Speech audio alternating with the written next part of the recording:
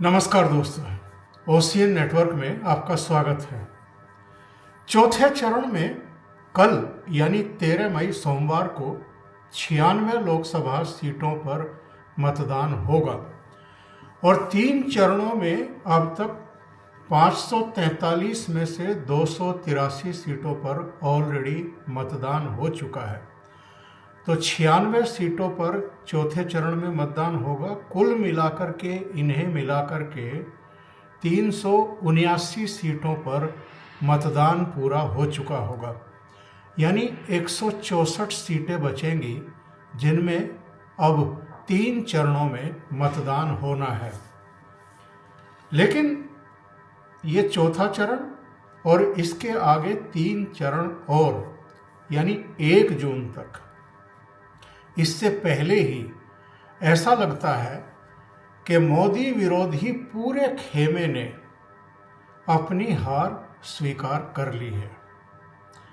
और ये मैं इसलिए कह रहा हूँ कि चाहे शरद पवार का बयान हो, चाहे ममता बनर्जी का एक्ट हो, चाहे अरविंद केजरीवाल द्वारा स्वीकारी गई हकीकत हो, या कांग्रेस नेताओं की तिलमिलाहट, बौखलाहट, असुरक्षा का भाव हो, ये सब मिलकर के ये मान रहे हैं, ये संकेत देने लगे हैं कि नरेंद्र मोदी की ही तीसरी बार प्रधानमंत्री के रूप में वापसी हो रही है और मजबूत वापसी हो रही है।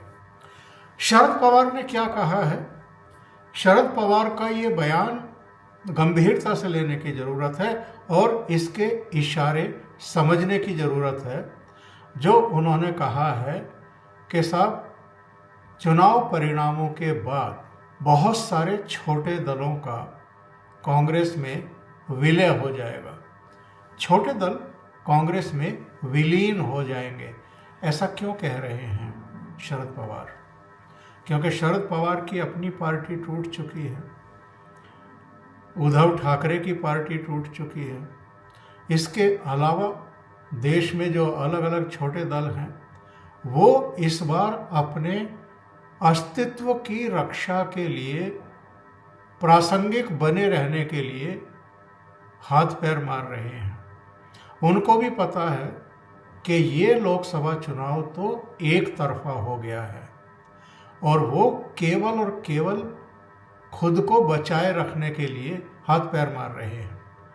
उत्तर प्रदेश जैसे राज्य में बहुजन समाज पार्टी हो, समाजवादी पार्टी हो, वामपंथियों की क्या हालत हो गई है। हालांकि शरद पवार के बयान के बाद सीपीआई के नेता का भी बयान आया। आम आदमी पार्टी की तरफ से संजय सिंह ने कहा कि ये उनका अपना बयान हो सकता है, लेकिन शरद पवार ने जो कुछ कहा है ये इसलिए महत्वपूर्ण है कि शरद पवार को इस बात का एहसास हो गया है, आभास हो गया है कि नरेंद्र मोदी की वापसी हो रही है और लगातार एक ही राष्ट्रीय पार्टी अगर 3 बार केंद्र में सत्तारूढ़ रहे तो बाकी दलों के लिए बने रहना ही, प्रासंगिक बने रहना ही कितना मुश्किल हो जाता है, ये 50 साल से राजनीति कर रहे शरद पवार से बेहतर और कौन जान सकता है। अरविंद केजरीवाल ने क्या कहा है जेल से बाहर आने के बाद? उन्होंने 2-3 बयान दिए हैं जिससे पता चलता है कि वो भी मान रहे हैं कि नरेंद्र मोदी की वापसी हो रही है। एक तो उनका बयान आया कि साहब, भारतीय जनता पार्टी को बस 230-240 के आसपास सीटें मिलेंगी, यानी बहुमत से दूर रह जाएगी। तो बहुमत के लिए 272 सीटें चाहिए 543 के सदन में। तो भारतीय जनता पार्टी को अगर आप 230-40 मान रहे हैं तो एनडीए को मिलाकर के भी उनका बहुमत हो जाएगा। या आपके हिसाब से मान लें तो कई छोटे दल जो हैं वो समर्थन देने को तैयार हो जाते हैं। दूसरी बात यह है कि अगर अरविंद केजरीवाल जैसा नेता, मोदी विरोधी नेता 230-40 मान करके चल रहा है, इसका मतलब ये है इसमें 100-125 सीटें तो और मिला ही लीजिए, यानी भारतीय जनता पार्टी अकेले 300 पार इस बार भी करने जा रही है। दूसरे उन्होंने कहा कि साहब 75 साल के हो जाएंगे नरेंद्र मोदी अगले साल सितंबर में, तो इसके बाद जो है वो तो रिटायर कर जाएंगे, क्योंकि 2014 में उन्होंने ही ये एक परंपरा बनाई थी, नियम सेट किया था कि 75 साल की उम्र में रिटायर हो जाना चाहिए नेता को। एक तो इसी पर गलत बयानी कर रहे हैं। वो अडवाणी का उदाहरण देते हैं, कुछ दूसरे नेता भी अडवाणी का उदाहरण देते हैं, जी अडवाणी जी को अपमानित कर दिया, अलग थलग कर दिया, मुरली मनोहर जोशी को कर दिया। उनकी हेल्थ कंडीशन क्या है ये सब ने कैमरों पर देखी है पिछले दिनों में। वो उठने बैठने चलने फिरने की स्थिति में भी नहीं है, तो चुनाव क्या लड़ेंगे और सरकारी पदों पर क्या रहेंगे और क्या देश की उस तरीके से सेवा कर पाएंगे जिस तरीके से आज ज़रूरत है। ये इनकी अपनी राजनीति है, उनको करने दीजिए। पर इसी मोदी सरकार ने अभी लालकृष्ण आडवाणी को भारत रत्न दिया है, जो सर्वोच्च नागरिक सम्मान है।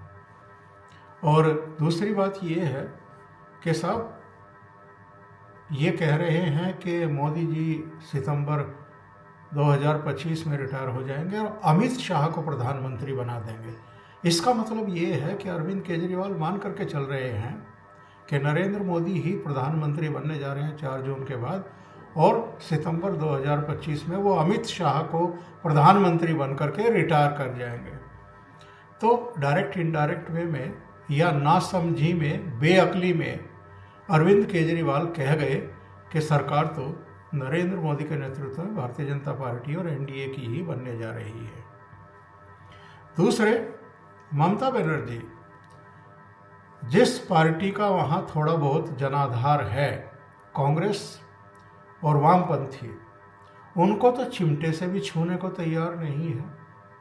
और वो कह रही हैं कि चुनाव प्रचार के लिए अरविंद केजरीवाल का पश्चिम बंगाल में स्वागत है, यानी अपनी पार्टी के लिए वो अरविंद केजरीवाल को भी चुनाव प्रचार के लिए बुला रही हैं। इसका मतलब ये है कि ममता बनर्जी खुद ये मान रही हैं कि वो संकट में हैं। भारतीय जनता पार्टी के बारे में जितनी सीटों का दावा किया जा रहा था कि इस बार वो 25 से 32 सीटें तक जीत सकती है 42 सदस्यीय पश्चिम बंगाल में। पश्चिम बंगाल से 42 सीटें आती हैं लोकसभा के लिए। पिछली बार 22 सीटें ममता बनर्जी ने जीती थी, 18 सीटें भारतीय जनता पार्टी ने जीती थी, और दोनों के बीच में जो मतों का अंतर था वो केवल 3-3.25% का रह गया था। भारतीय जनता पार्टी को 40% वोट मिले थे और ममता बनर्जी की पार्टी को 43% वोट मिले थे। इस बार मामला उलट है। भारतीय जनता पार्टी की लहर है पूरे पश्चिम बंगाल में। जो मुस्लिम बाहुल्य क्षेत्र हैं या जहां मुस्लिम मतदाता डोमिनेट करते हैं, ऐसी लोकसभा सीटें जरूर टीएमसी को जा सकती हैं, या एक अधीर रंजन चौधरी वाली बहरामपुर वाली कांग्रेस जीत सकती है। पर भारतीय जनता पार्टी के बारे में ये जानकारी मिल रही है कि वो मैक्सिमम सीटें जीतेगी और इस बार टीएमसी 15 के आसपास ठहर सकती है। तो ऐसी कंडीशन में ममता बनर्जी अगर केजरीवाल को भी बुला रही हैं, इसका मतलब ये है कि वो खुद स्वीकार कर रही हैं कि पश्चिम बंगाल की स्थिति परिस्थिति क्या है। और अभी सुधांशु त्रिवेदी ने कुछ बयान दिए हैं। उन्होंने कहा है कि जो अरविंद केजरीवाल एक ज़माने में ये कहते थे कि मेरी नानी ने ये कहा है कि अगर दूसरों का धर्म स्थल तोड़ करके राम मंदिर बनाया जाएगा तो मैं ऐसे राम मंदिर का दर्शन करने नहीं जाऊंगी। तो और बाद में जब राम मंदिर बन गया तो अरविंद केजरीवाल अपनी नानी की बेटी यानी अपनी माँ, अपने पिताजी, अपनी पत्नी, बच्चों, भगवंत मान, उनकी पत्नी, उनके परिवार को लेकर के राम मंदिर के दर्शन करने गए। और इधर जेल से अगर बाहर आ रहे हैं तो हनुमान मंदिर जा रहे हैं। इसका मतलब ये है कि अरविंद केजरीवाल ये स्वीकार कर रहे हैं अपने एक्ट से और बदलती हुई थिंकिंग से, थॉट से, कि साहब प्रधानमंत्री नरेंद्र मोदी और भारतीय जनता पार्टी और पूरे संघ समुदाय ने ये एक वातावरण देश में बना दिया है कि बिना हिंदुओं को साथ लिए, बिना भगवान राम की और हनुमान जी की शरण में जाए ये लोग सरकार नहीं बना सकते, जनादेश हासिल नहीं कर सकते, वोट नहीं ले सकते। और दूसरी बात ये है कि प्रधानमंत्री नरेंद्र मोदी की भी इधर जो आक्रामकता है वो कांग्रेस के प्रति भी और दूसरे विपक्षी दलों के प्रति भी बढ़ी है। जैसे पिछले कुछ समय से राहुल गांधी ने जिस तरीके से आदिवासी समुदाय को लेकर के टिप्पणियां की हैं या दलितों को लेकर के जिस तरह की राजनीति करने की कोशिश की है, पिछड़ों को लेकर के जातीय जनगणना की बात कर रहे थे, कुछ ऐसी बातें कर रहे थे कि हम आर्थिक सर्वे कराएंगे, फाइनेंशियल सर्वे कराएंगे, आर्थिक रूप से कौन पिछड़ गया है, किसके पास कितनी धन दौलत है, संपत्ति है, ज़मीन जायदाद है, फ्लैट हैं, कारें हैं, इन सब का सर्वे कराएंगे और जिनके पास नहीं है उनको वितरित करेंगे। और ये सारी चीज़ें कांग्रेस के बहुत खिलाफ गई हैं। अब राहुल गांधी के खिलाफ तो कांग्रेस पार्टी कार्रवाई कर नहीं सकती, और कौन करेगा? कार्रवाई करने वाले तो ये हैं, फैसले लेने वाले तो ये परिवार है। तो एक बलि का बकरा ढूंढा गया, सैम पैथरोदा। उन्होंने भी विरासत संपत्ति को लेकर के फिर ये कह कर के कि साहब दक्षिण भारतीय जो हैं वो अफ्रीकन लगते हैं, पश्चिमी भारतीय जो हैं वो अरेबियन लगते हैं, उत्तर भारतीय श्वेत लगते हैं, गोरों के नज़दीक लगते हैं, और पूर्वी भारत में चीनी जैसे दिखने वाले लोग रहते हैं। एक नया बवाल खड़ा कर दिया था और उनकी आलोचना हो रही थी, और प्रधानमंत्री नरेंद्र मोदी ने तो इस पर बहुत तीखे हमले बोले थे। तो उसके बाद सैम पैथरोदा को, जो इनकी ओवरसीज़ कांग्रेस है, उससे अध्यक्ष पद से हटा दिया और चीज़ों को डाइवर्ट करने की कोशिश की। लेकिन एक घटना और हुई है जिससे पता चलता है कि कांग्रेस पार्टी भी अब ये मान चुकी है कि नरेंद्र मोदी की ही वापसी हो रही है।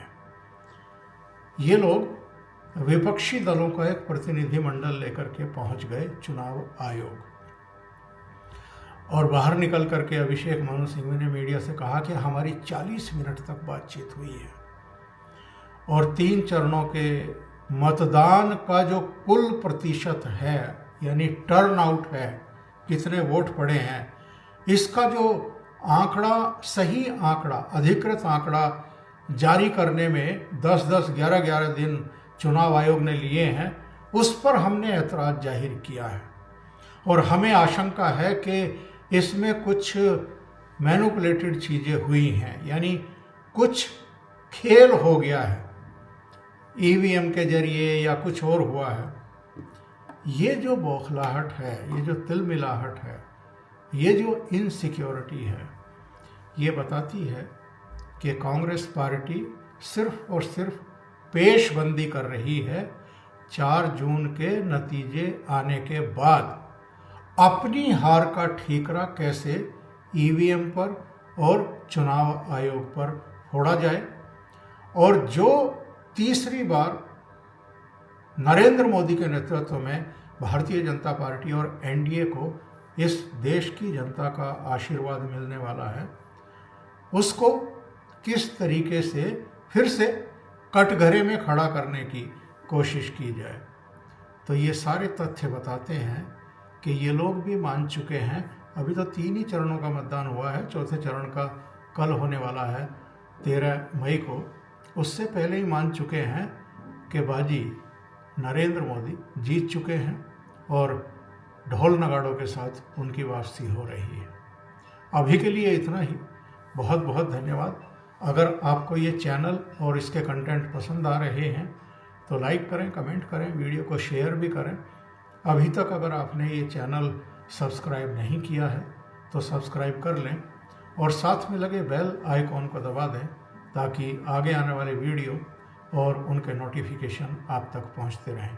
अगर आप चैनल को कंट्रीब्यूट करना चाहते हैं तो वीडियो के नीचे आपको लिंक मिल जाएंगे, आप कंट्रीब्यूट भी कर सकते हैं। बहुत बहुत धन्यवाद। नमस्कार।